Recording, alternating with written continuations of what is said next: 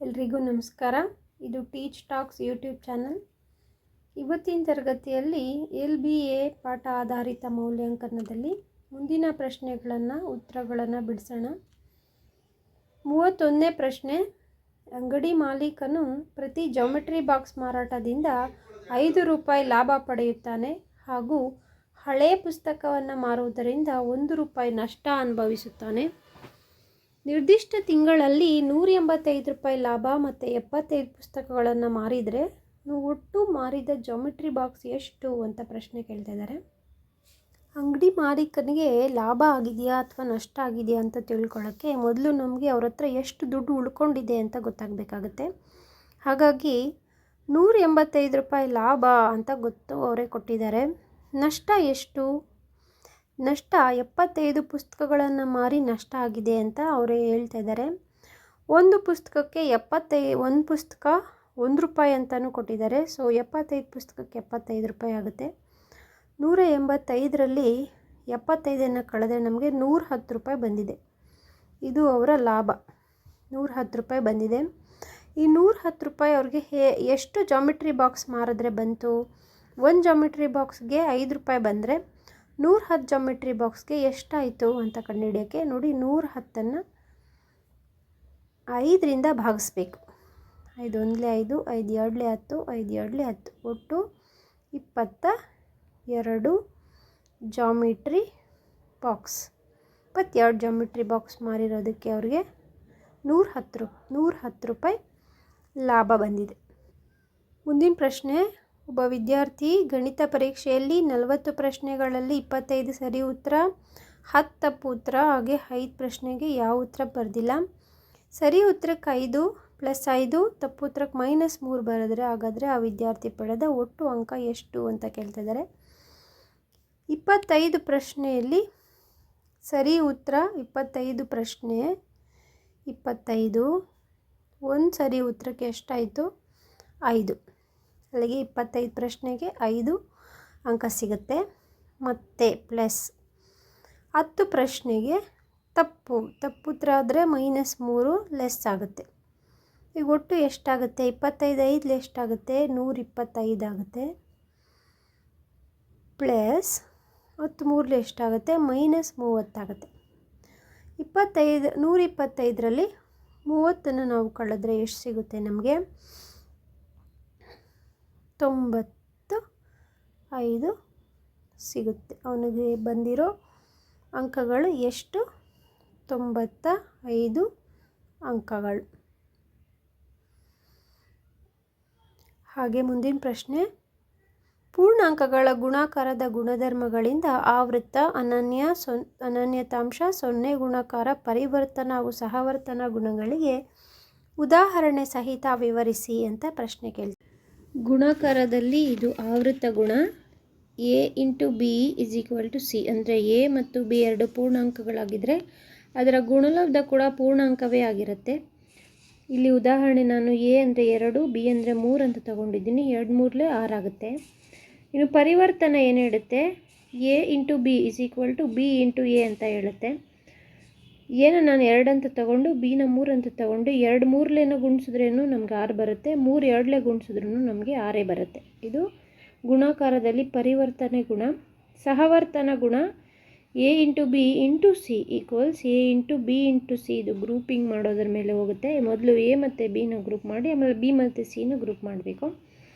ಇಲ್ಲಿ ನಾನು A ಅಂದರೆ 1, B ಅಂದರೆ 2, C ಅಂದರೆ 3 ಅಂತ ತಗೊಂಡಿದ್ದೀನಿ. 2 1 2, 3 ಹಂಗೆ ಬರ್ಕೊಳ್ಳಿ. 2 3 6 ಆಯ್ತು. ಈ ಕಡೆ 2 3 ಈ ಕಡೆ ಕೂಡ 6 ಆಯಿತು. ಅಲ್ಲಿಗೆ ಸಹವರ್ತನೆ ಕೂಡ ಗುಣಾಕಾರದಲ್ಲಿ ಸರಿ ಹೋಗುತ್ತೆ. ಇನ್ನು ಅನನ್ಯತಾಂಶ ಬಂದು A × 0. ಯಾವುದೇ ಒಂದು ಪೂರ್ಣಾಂಕವನ್ನು 0ಇಂದ ಗುಣಿಸಿದ್ರೆ ನಮಗೆ ಉತ್ತರ 0 ಬರ್ತದೆ.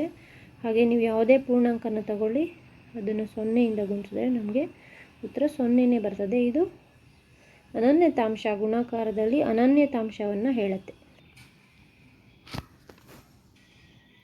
ಹಾಗೆ ಮುಂದಿನ ಪ್ರಶ್ನೆ. -2 ಹಾಗೂ +4 ಬಳಸಿ ಸಂಖ್ಯಾ ರೇಖೆ ಮೇಲೆ ಸಂಕಲನ, ವ್ಯವಕಲನ, ಗುಣಾಕಾರ ಹಾಗೂ ಭಾಗಾಕಾರನ ತೋರಿಸಿ ಅಂತ ಕೇಳಿ. ಇದು ಸಂಖ್ಯಾ ರೇಖೆ. ಇದರಲ್ಲಿ -2 ಅಂತಂದರೆ 0ಯಿಂದ ಎಡಭಾಗಕ್ಕೆ ಬನ್ನಿ, -2 ಆಯಿತು. ಹಾಗೆ +4 ಅಂತಂದರೆ 2 3 4 ಆಯಿತು. ಅಂದರೆ ಇಲ್ಲಿವರೆಗೂ ನೀವು ಹೋಗಬೇಕಾಗುತ್ತೆ. 1 2 3 ಮತ್ತು 4. ಇಲ್ಲಿಂದ ಇಲ್ಲಿಗೆ ಉತ್ತರ ಎಷ್ಟು ಬರುತ್ತೆ? ನಮಗೆ +2 ಬರುತ್ತೆ. ಹಾಗೆ -2 ಮತ್ತು -4 ಅಂದರೆ -4 ಇದು ವ್ಯವಕಲನ. -2 ಮೈನಸ್ ಇಂಟು ಪ್ಲಸ್ ಅಂದರೆ ಮೈನಸ್ ಆಯಿತು 4. -2 ಅಂದರೆ 0ಯಿಂದ ಎಡಭಾಗಕ್ಕೆ ಬನ್ನಿ, -2ಕ್ಕೆ ಬಂದಿದ್ದೀವಿ. ಮತ್ತು -4 ಇದೆ, ಮತ್ತು ಇಲ್ಲಿಂದ 4 ಹೆಜ್ಜೆ ಅಲ್ಲಿಗೆ ಹೋಗಿ ಎಷ್ಟು ಬಂತು ಉತ್ತರ ನಿಮಗೆ? -6 ಬರುತ್ತೆ. ಹಾಗೆ -2 ಇಂಟು -4 -2 ಹಾಗೆ 4 ಬಳಸಿ ಗುಣಾಕಾರ ಹೇಗೆ ಮಾಡೋದು? -2 ಹಾಗೆ 4 2 ಎಷ್ಟಾಗುತ್ತೆ? 8. ಇದು -2 -8 ಆಯಿತು. ನೋಡಿ, 0ಯಿಂದ 2 ಮತ್ತು ಹಾಗೆ 4 ಸಲ, 1 ಸಲ ಆಯಿತು, 2 ಸಲ, 3 ಹಾಗೆ 4 ಸಲ ಹೋದರೆ ನಮಗೆ ಬರೋದು -8. ಹಾಗೆ ಕೊನೆ ಪ್ರಶ್ನೆ, ಶಿಕ್ಷಕರು ತರಗತಿ ಕೋಣೆಯಲ್ಲಿ ಸಂಖ್ಯಾ ರೇಖೆಯನ್ನು ಬರೆದು ಕೆಳಗಿನಂತೆ ಚಿತ್ರಿಸಿದ್ದಾರೆ. ಇದನ್ನು ಸಂಖ್ಯಾ ರೂಪದಲ್ಲಿ ಬರೆಯಿರಿ ಅಂತ ಇದೆ. ಇದು ಮೊದಲನೇ ಪ್ರಶ್ನೆ. ನೋಡಿ, 0ಯಿಂದ +4ಕ್ಕೆ ಹೋಗಿದ್ದಾರೆ, ಅಂದರೆ ಇಲ್ಲಿ +4 ಆಯಿತು. ಮತ್ತು ವಾಪಸ್ ಹೋಗಿದ್ದಾರೆ, ಅಂದರೆ ಮೈನಸ್ ಆಯಿತು. ಎಲ್ಲಿವರೆಗೂ ಹೋಗಿದ್ದಾರೆ? ಎಲ್ಲಿವರೆಗೂ ಹೋಗಿದ್ದಾರೆ ನೋಡಿ? 1 2 3 4 5 6 ಹೆಜ್ಜೆ ಮುಂದೆ ಹೋಗಿದ್ದಾರೆ. ಅಂದರೆ ಇದು -6. +4ರಲ್ಲಿ -6 ಕಳೆದ್ರೆ ನಮಗೆ ಉತ್ತರ ಎಷ್ಟು ಬರುತ್ತೆ? -2 ಬರುತ್ತೆ. ಇಲ್ಲಿ ಕೂಡ ನಮಗೆ -2 ಬಂದಿದೆ. ಹಾಗೆ ಮುಂದಿನ ಪ್ರಶ್ನೆ, 0ಯಿಂದ ಅವರು ಫಸ್ಟು -3 ಕಡೆಗೆ ಹೋಗಿದ್ದಾರೆ. ಅಂದರೆ ಮೊದಲು ನಾವು -3 ಬರ್ಕೋಬೇಕು. -3 ಬರ್ಕೊಳ್ಳಿ. ಆಮೇಲೆ -3ರಿಂದ ಅವರು ಪ್ಲಸ್ ಕಡೆಗೆ ಹೊರಟಿದ್ದಾರೆ. ಪ್ಲಸ್ ಅಂತ ಮೊದಲು ಹಾಕ್ಕೊಳ್ಳಿ. ಆಮೇಲೆ ಅವ್ರು ಎಷ್ಟು ಹೆಜ್ಜೆ ಹೋಗಿದ್ದಾರೆ ಅಂತ ನೋಡೋಣ. 1 2 3 4 5 ಹೆಜ್ಜೆ ಅವರು ಮುಂದಕ್ಕೆ ಹೋಗಿದ್ದಾರೆ. -3ರಲ್ಲಿ +5 ಕಳೆದ್ರೆ ನಮಗೆ ಉತ್ತರ +2 ಬರುತ್ತೆ. ಇಲ್ಲಿ ಕೂಡ +2 ಬಂದಿದೆ. ಹಾಗೆ ಮುಂದಿನ ಪ್ರಶ್ನೆ ನೋಡಿ, 0ಯಿಂದ ಅವರು ಮೊದಲು +2 ಕಡೆಗೆ ಹೋಗಿದ್ದಾರೆ. +2 ಬರ್ಕೊಳ್ಳಿ. ಆಮೇಲೆ ಮತ್ತೆ ಅವರು +2 ಬರ್ಕೊಳ್ಳಿ. +2 ಮತ್ತೆ ಅವರು ಮತ್ತೆ ಬಲಕ್ಕೆ ಬಂದಿದ್ದಾರೆ. ಹಾಗಾಗಿ ಮತ್ತೆ ಪ್ಲಸ್ ಎಷ್ಟು ಬಂದಿದ್ದಾರೆ? 1 2 ಹೆಜ್ಜೆ. ಅಂದರೆ ಮತ್ತೆ ಕೂಡ ಏನಾಯಿತು? +2 ಆಯಿತು. +2 +2 ಅಂದರೆ +4 ಆಗುತ್ತೆ. ಅಂದರೆ +4 ನಮ್ಮ ಉತ್ತರ ಆಗಿದೆ. ಸೊ ಇದಿಷ್ಟು LBA ಪಾಠ ಆಧಾರಿತ ಮೌಲ್ಯಾಂಕನದಲ್ಲಿ ಪೂರ್ಣಾಂಕಗಳು ಪಾಠದ ಎಲ್ಲ ಸಮಸ್ಯೆಗಳನ್ನು ಬಿಡಿಸುವಂಥ ಪ್ರಯತ್ನ. ವಿಡಿಯೋ ನಿಮಗೆ ಇಷ್ಟ ಆಗಿದ್ದರೆ ದಯವಿಟ್ಟು ಲೈಕ್ ಮಾಡಿ, ಶೇರ್ ಮಾಡಿ, ಹಾಗೆ ಚಾನಲ್ನ ಸಬ್ಸ್ಕ್ರೈಬ್ ಮಾಡೋದು ಮಾತ್ರ ಮರಿಬೇಡಿ. Thank you so much.